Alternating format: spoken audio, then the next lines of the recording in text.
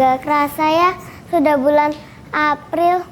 Tuhan Yesus selalu baik dan teramat baik. Yuk sama-sama memuji Tuhan. Halo teman-teman, mari kita bernyanyi bersama.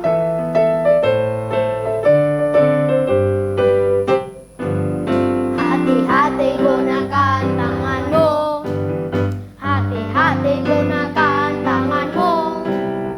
Anak Bapa di surga melihat ke bawah. Hati-hati gunakan tanganmu. Hati-hati gunakan kakimu. Hati-hati gunakan kakimu. Karena Bapa di surga lihat ke bawah. Hati-hati gunakan kakimu.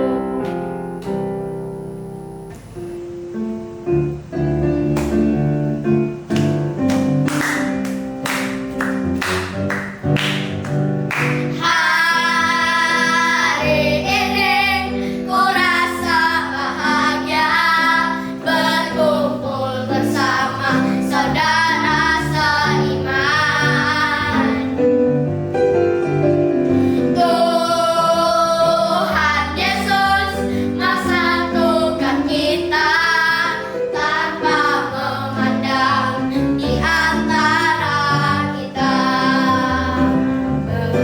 Bergandengan tangan dalam kasih, dalam satu hati, berjalan dalam terang kasih Tuhan.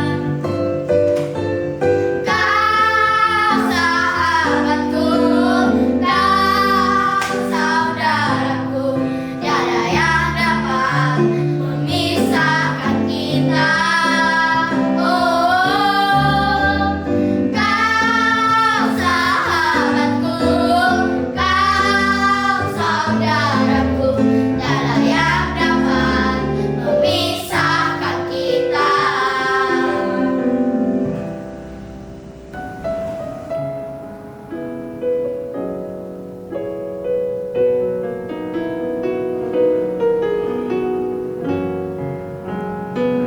Ali Yesus, selamanya Yesus. Harapanku tak akan hilang, karena kasih-Nya sekarang ku ada. Oh Yesusku, ku cinta Kau selamanya. Sekali Yesus, selamanya Yesus. Harapanku tak akan hilang, karena kasih-Nya sekarang ku ada. Oh Yesusku, ku cinta Kau selamanya.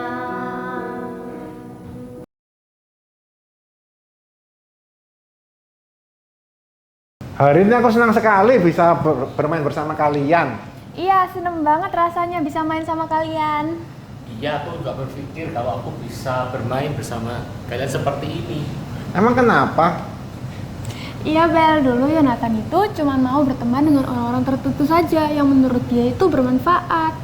Masa sih?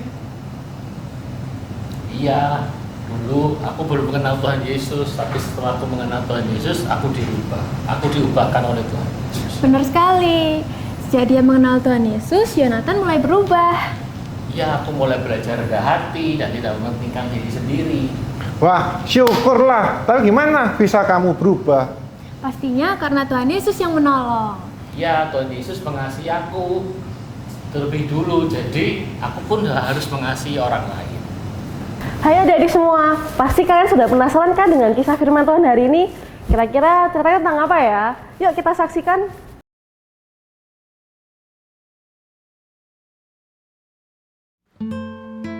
Foundation of Faith Redemption. Pasar berdengung dengan aktivitas. Orang-orang menjual pakaian, makanan, rempah-rempah, dan barang buatan tangan. Tetapi tepat di luar kerumunan, perasaan sedih yang menyedihkan melayani lelang di mana pria dan wanita dan anak-anak dibeli dan dijual. Mereka adalah orang-orang yang ditangkap setelah pertempuran. Debitor dan pengemis uang yang semuanya berbagi rasa sakit bersama tentang masa depan yang tidak pasti dan tanpa harapan. Salah satunya adalah seorang gadis muda yang baru-baru ini diambil dari keluarganya karena mereka tidak dapat membayar beban hutang. Menjual putri mereka menjadi perbudakan adalah pilihan terakhir mereka. Putus asa untuk menghindari dipaksa keluar dari rumah mereka dan ke jalan. Dia jelas takut, tetapi ketakutan di matanya sebagian besar tidak disadari oleh kerumunan penawar yang terlalu sibuk menghitung nilainya.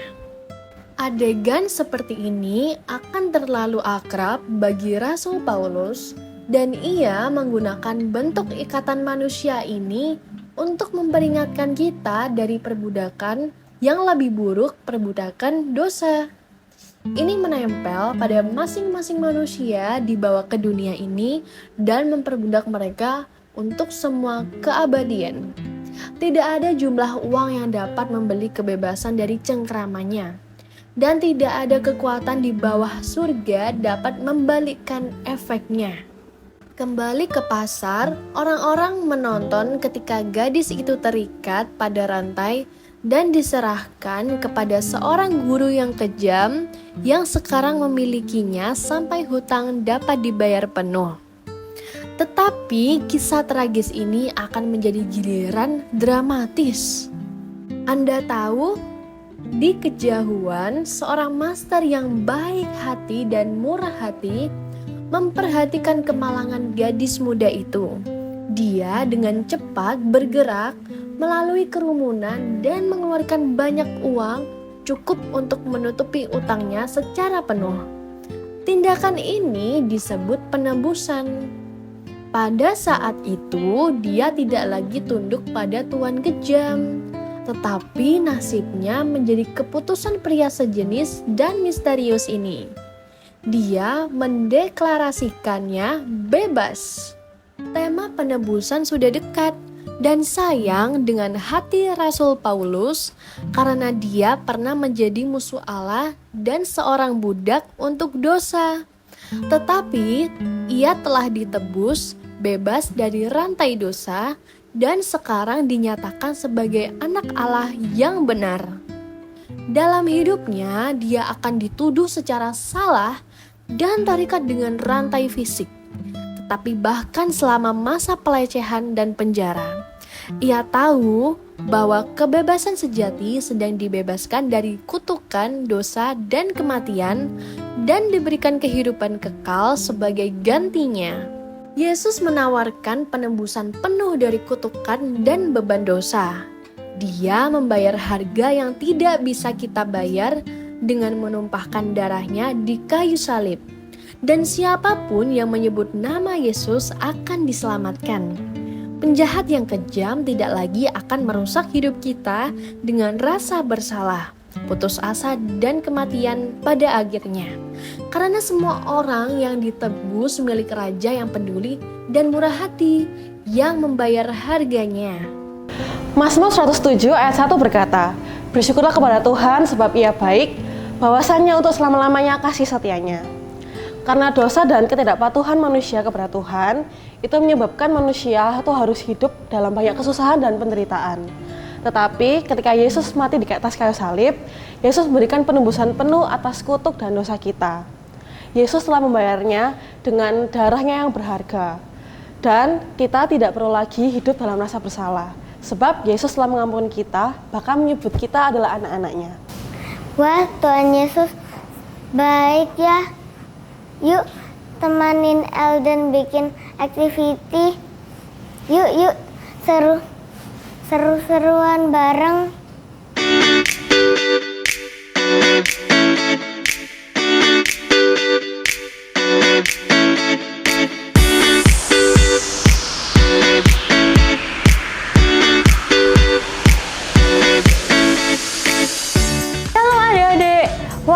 Tuhan Yesus keren banget ya. Dia bangkit untuk menyelamatkan umat manusia. Nah, hari ini kita mau bikin activity seperti ini. Nah, adik-adik perlu siapin pita, gelas aqua, kemudian siapkan buffalo, dan juga kertas, dan juga spidol. Nah, step pertama adik-adik perlu melubangi gelas aquanya di bagian ininya. Nah, seperti ini ya nanti dilubanginya. Nah, kalau sudah, adik-adik bisa menggunakan pita. Pitanya nanti ditempel, kita bikin tulisan Jesus lives.